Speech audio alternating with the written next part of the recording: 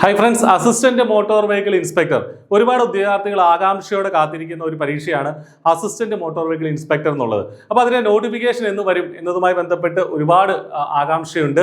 ഈ ഏപ്രിൽ അല്ലെങ്കിൽ മെയ് മാസത്തിൽ 2026 ഏപ്രിൽ അല്ലെങ്കിൽ മെയ് മാസത്തിൽ അസിസ്റ്റന്റ് മോട്ടോർ വെഹിക്കിൾ ഇൻസ്പെക്ടർ പരീക്ഷയുടെ നോട്ടിഫിക്കേഷൻ വരും എന്നുള്ളതാണ് നമുക്കറിയാൻ സാധിക്കുന്ന വിവരം.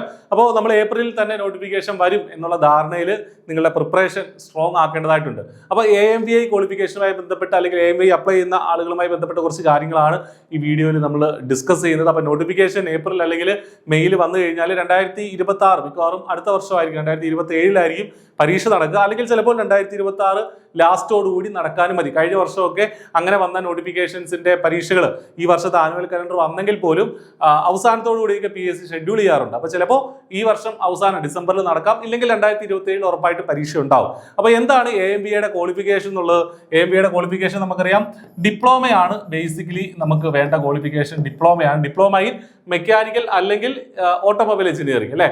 മെക്കാനിക്കലിലോ അല്ലെങ്കിൽ ഓട്ടോമൊബൈൽ എഞ്ചിനീയറിംഗിലോ ഉള്ള ഡിപ്ലോമയാണ് ഇതിന്റെ ബേസിക് ആയിട്ടുള്ള ക്വാളിഫിക്കേഷൻ. BTech ഉള്ളവർക്കും MTech ഉള്ളവർക്കും ഒക്കെ ഇതിനെ അപ്ലൈ ചെയ്യാനായിട്ട് പറ്റും. അത് മാത്രം മതിയോ? അത് പോരാ, എന്തും കൂടെ വേണം, ഹെവി ലൈസൻസും കൂടെ വേണം. ഹെവി ലൈസൻസും കൂടെ ഉണ്ടെങ്കിൽ മാത്രമേ നിങ്ങൾക്ക് ഇതിന് അപ്ലൈ ചെയ്യാൻ പറ്റുള്ളൂ. അതായത് ഈ നോട്ടിഫിക്കേഷൻ വരുന്ന സമയത്ത് നിങ്ങൾക്ക് എന്തുണ്ടാവണം?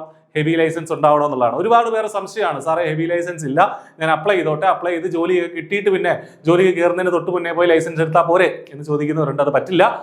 നമ്മൾ അപ്ലിക്കേഷന്റെ സമയത്ത് എന്തുണ്ടാവണം? ഹെവി ലൈസൻസ് നിങ്ങളുടെ കയ്യിൽ ഉണ്ടാവണം. അപ്പോൾ ഏപ്രിലാണ് നോട്ടിഫിക്കേഷൻ വരുന്നത്. അപ്പോൾ നിങ്ങൾക്ക് ഇനി ഇതിപ്പം ഫെബ്രുവരി ആയി, അല്ലേ? 2-3 മാസങ്ങളുണ്ട്. അപ്പോൾ അതിനിടയ്ക്ക് നിങ്ങൾക്ക് എവിടെയെങ്കിലും ഒരു കോച്ചിങ് സെന്ററിനെ സമീപിച്ച് നിങ്ങൾക്ക് ഹെവി ലൈസൻസ് എടുക്കാവുന്നതേ ഉള്ളൂ. അപ്പോൾ ഈ പരീക്ഷയ്ക്കായിട്ട് ആകാംക്ഷയോടെ നോക്കിയിരിക്കുന്ന വിദ്യാർത്ഥികൾ തീർച്ചയായിട്ടും ഹെവി ലൈസൻസ് എടുത്ത് വെക്കുക. അത് പറയാൻ വേണ്ടിയാണ് ഈ വീഡിയോ ചെയ്തത്. അപ്പോൾ കൃത്യമായിട്ട് ഇതിന് പഠിക്കുക. അപ്പോൾ പഠിച്ചു തുടങ്ങുക എന്നുള്ളത് ഇതിന് പാരലായിട്ട് നടക്കേണ്ട കാര്യമാണ്. I+ന്റെ ഓഫ്ലൈൻ ആൻഡ് ഓൺലൈൻ കോച്ചിങ് AMVIക്ക് വേണ്ടിയിട്ട് കണ്ടിന്യൂ ചെയ്യുന്നുണ്ട്. ഓഫ്ലൈൻ ക്ലാസ്സുകൾ തിരുവനന്തപുരത്താണ്, വീക്കെൻഡ് ബാച്ചായിട്ടാണ്.